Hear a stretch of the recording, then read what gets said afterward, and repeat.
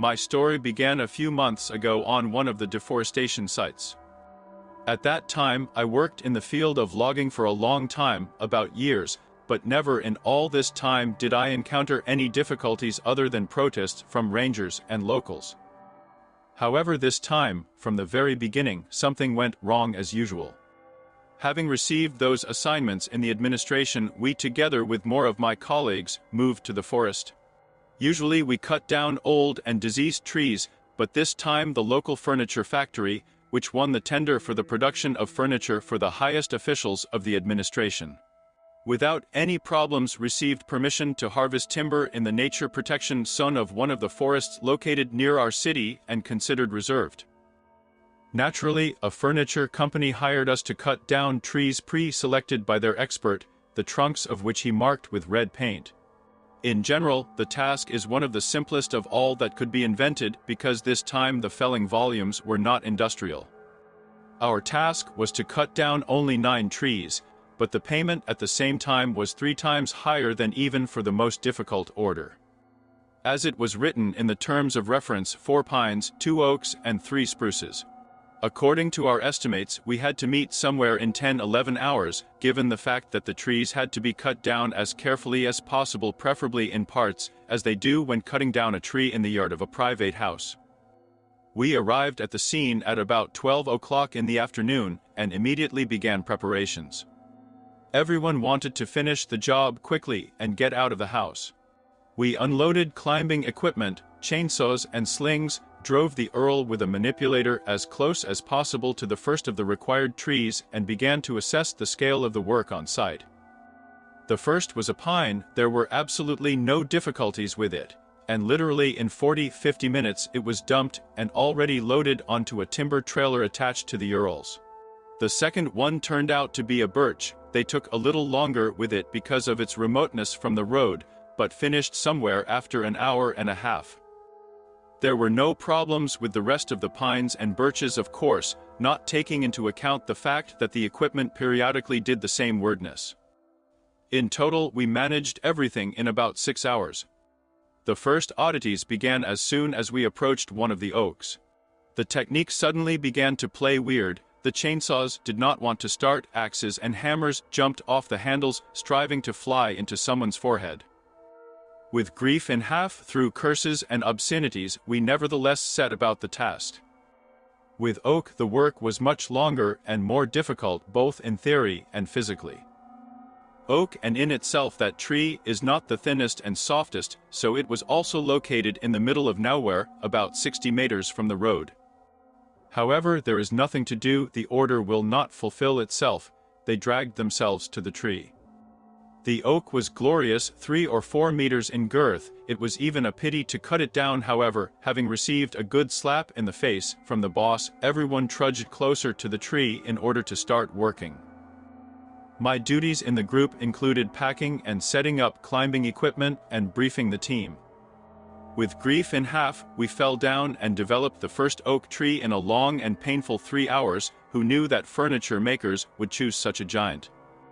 In order to drag the tree to the manipulator, the chief came up with a system of winches, catching them on the trunks of nearby trees, naturally causing significant damage to them, tearing off the bark and damaging the structure of the trunk. However, most of the work was done.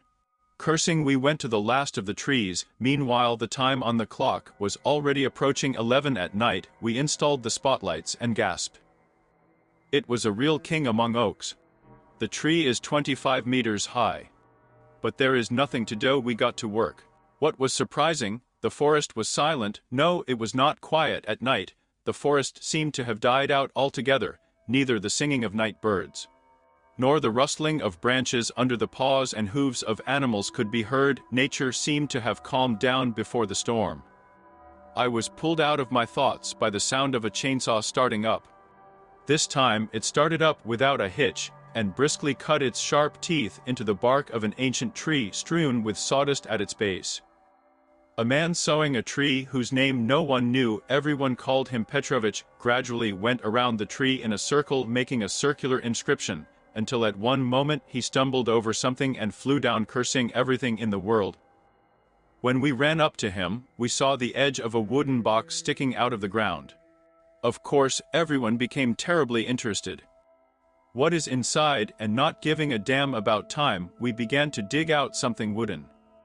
The longer we worked with shovels, the less what we took for a box looked like it. And when the wooden object was completely rid of the earth, we saw with horror a huge coffin. Its dimensions were about 3 by 2 meters, and for us it was a mystery for whom it was intended. One of the most enterprising in our company tore off the lid with a crowbar, and then everyone saw the body of a giant man lying inside. His face was covered with scars, long fangs protruded from under his upper lip, more like a wolf's. The man, if he could be called that, was covered with either brown or gray sparse hair. All those present, of course, were shocked to say the least, and for about minutes they just stood and looked at this something. Of course, one single yet unvoiced, but very important question was brewing in the air. What the hell is going on here? The coffin itself and the corpse lying inside looked very old. The boards were at least 300 years old. Over the years of work, we have learned to determine the approximate age of a tree. We stood smoked thought, but the sharp shout of the brigadier brought us all back to work.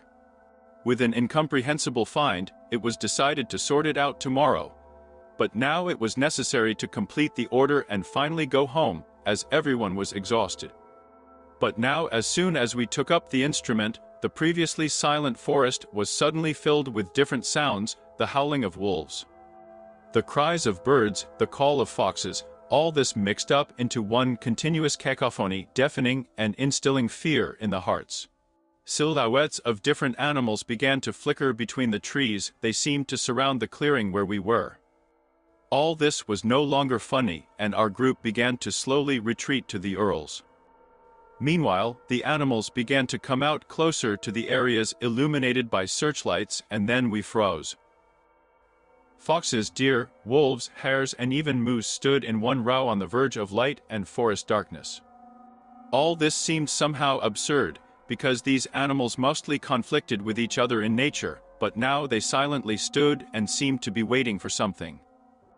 The guys and I continued to slowly move back to the Earls, which was the only island of safety in this forest, when suddenly the beast began to rapidly change in its appearance. Fangs and claws lengthened, horns sharpened and shaped like rapiers, ready to pierce anyone they reached. There was a rustle near the tree, and we saw with horror how the giant, who had previously been lying in a coffin without signs of life, began to slowly rise, gradually crawling out of the coffin. Not giving a damn about everything, we rushed to the cab of the truck, and jumping one after the other inside, locked all the doors. It is clear that this did not give us 100% protection from what was happening outside, but at least it was an opportunity to buy time. Our driver turned the key in the ignition, and at the same moment, as if obeying an invisible order, all the animals rushed in our direction. The engine roared, and the car crawled to the exit from the forest. Crazed animals tried to tear and gnaw the wheels, pierce them with their horns and slash them with their claws, but the thick tires of the timber truck adequately held up all attempts to break through them. It even seemed to me that we began to break away. The end of the forest became visible ahead, behind which the field opened. With our current speed, we will be on the track in about 5 minutes. Having calmed down more or less, in a state of effect, I even allowed myself to let out a couple of barbs at the animals, and at the same moment huge trees fell down 10 meters from the car, tightly blocking our way. From the shadow of the forest appeared that huge creature from the coffin. It stood and rather grinned. In less than a minute, the car again surrounded the beast. Naturally, based on the specifics of our work, there were always 2 tree guns and cartridges in the car, but at that moment no one had the thought of using them. The beasts were unusual, and there were several hundred of them, and all of them apparently obeyed that strange creature. Here the side glass burst from a blow with a modified deer horn, a hiss was heard outside, and apparently the animals had bitten the compressor hose.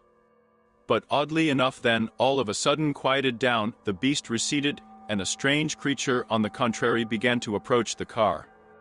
The creature was standing about 4 meters from the Earls when sounds were heard from its mouth, from which the brain, inflamed with fear, could not immediately form words.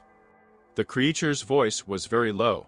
"You again came to destroy the forest. You people can only destroy what? For centuries, I watched your actions, and did not interfere when the forest went to build houses, heating. Moreover, your relatives, whom you call foresters, prevented the destruction of healthy trees. But now your insides have rotted so much that you have begun to use the resources of nature not for survival, but for pleasure. I will no longer allow this. Everyone who has damaged at least one tree, having entered the forest, will not come out of it again." Then something growled and rushed to the car. With one strong jerk, it tore off the roof and began to pull people out of the passenger compartment one by one. The foreman was the first. His creature simply tore into two parts, throwing them in different directions. The next was one of the operators of the manipulator. The creature grabbed his throat, drinking his blood. Waking up from confusion, everyone who remained in the cabin jumped out the door and ran in different directions, trying to escape. I and two others, namely one of the lumberjacks and his assistant, rushed to the edge of the forest, trying to run out into the field. Turning around, I noticed how the second lumberjack climbs under the earls, apparently hoping to hide from the creature. A moment, and the creature is already overturning the heavy car, pulling the lumberjack out from under it. Didn't want to see what would happen next, so I just turned away and continued to run.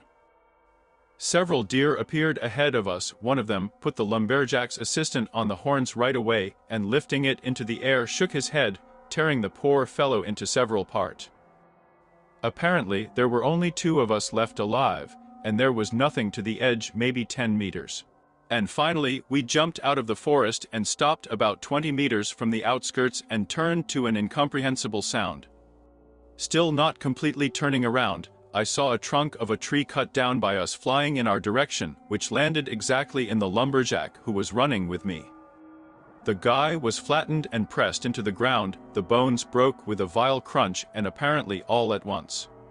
In shock, I remained standing still, waiting for the second log, which would be intended for me, but no, the seconds passed, and I was still alive.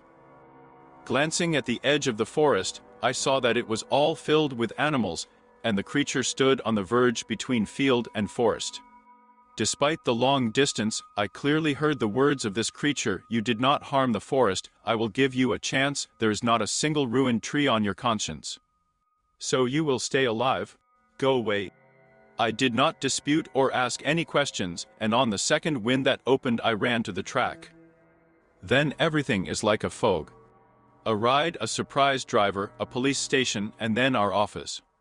I told everyone and everywhere the same thing. They say we calmly chopped when suddenly wild animals attacked us. Naturally, I didn't talk about any creature or a coffin under an oak tree. The next day, an investigative group went to the place of our work, where they wanted to take me as a witness, but I flatly refused. And only in the evening did I understand why I remained alive. All who died, in one way or another, harmed the tree. Lumberjacks understand this, but the operator of the manipulator loaded a dead tree, prepared it for transportation, and, in fact, stole from the owner of those places. The foreman helped the lumberjacks, then someone else, and accordingly also destroyed the forest, but I was only engaged in insurance, and therefore I survived. Based on the results of the investigation concluded that my comrades were torn apart by wild animals. The roof of the car was torn off by a bear, and the car turned over due to the carelessness of the driver, who was in a hurry to get out as quickly as possible. The most interesting thing is that in the photographs there was not a hint of the presence of a coffin under the oak, and not the slightest trace. However, I had no doubt that everything that happened was real, and not my invention or psychosis. That night we woke up something really ancient and powerful, and in my mind I dubbed this something the owner of the forest. A lot of time has passed since then. I changed my job profile, moved to the city center, away from the forests and closer to the stone jungle, and since then I also try not to meddle in the forest. After all, suddenly that creature still changes its mind, and therefore I would not like to meet him again.